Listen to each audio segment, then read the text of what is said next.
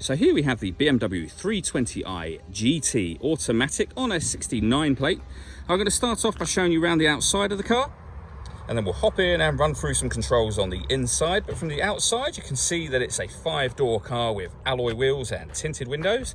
Let's start off inside the boot and then work our way around the rest of the car from there. So the tailgate on this car will open electronically. You can do that from the key or from the tailgate itself. As we approach the back of the car, you'll see we have reversing sensors. This car also has a reversing camera, 3 individually folding rear seats, as well as plenty of boot space, as you can see. Okay, so we're just going to work our way back round to the front of the car, and then we'll hop in and run through some controls on the inside.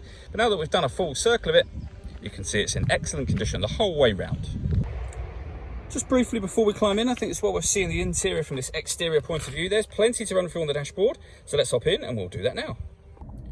Now that we're inside the car, we're going to start with the dials. On the left-hand side, we have the fuel gauge, followed by the speedometer, the rev counter, and the coolant temperature gauge. In the middle, you can see the total miles for this car, which are 3,804. The information that's displayed above that can be changed using a button on the end of the indicator stalk for various bits of trip computer information, eventually all the way back round to the beginning again. If we back out to the steering wheel, on the left-hand side, we have cruise control and speed limiter. On the right-hand side, we have stereo controls and phone controls. We then have this plus and minus paddle. That is so that you can change gear manually with this automatic gearbox, should you wish to. Over in the center, we have the touchscreen. This is BMW's professional nav. So as I say, touchscreen. So you can swipe for everything up here. You can enter things like the satellite navigation menu, for example. There's a full video that shows how the satellite navigation works that we've done, and you can find that on our website and our YouTube channel.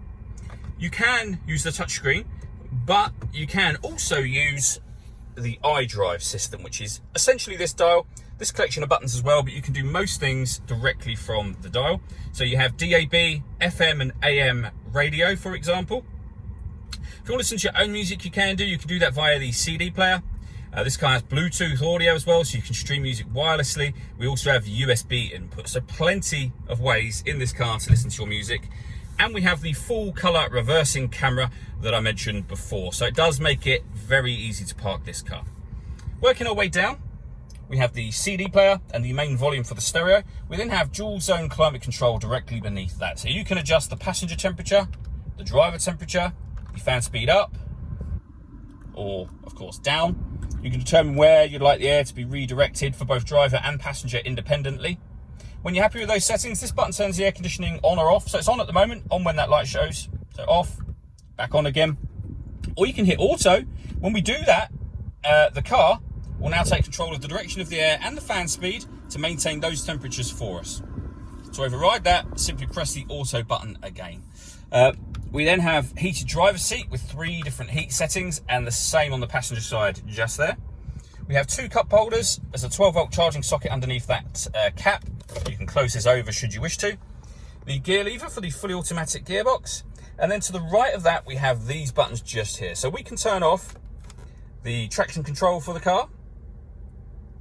And anything we do, incidentally, will show up on the screen. So if I turn the traction control off, it will show you just there that we've turned that off. I've now turned it back on again. The button beneath that will enable us to put the car into sport mode, sport plus mode, or we can go back down to sport, down to our everyday driving, which is comfort mode, and then Eco Pro at the bottom. All that leaves me to say is thank you for taking the time to watch this video. If you'd like to come and see the car in person and have a test drive, please feel free to call any of our MJA sites. We'd love to hear from you soon.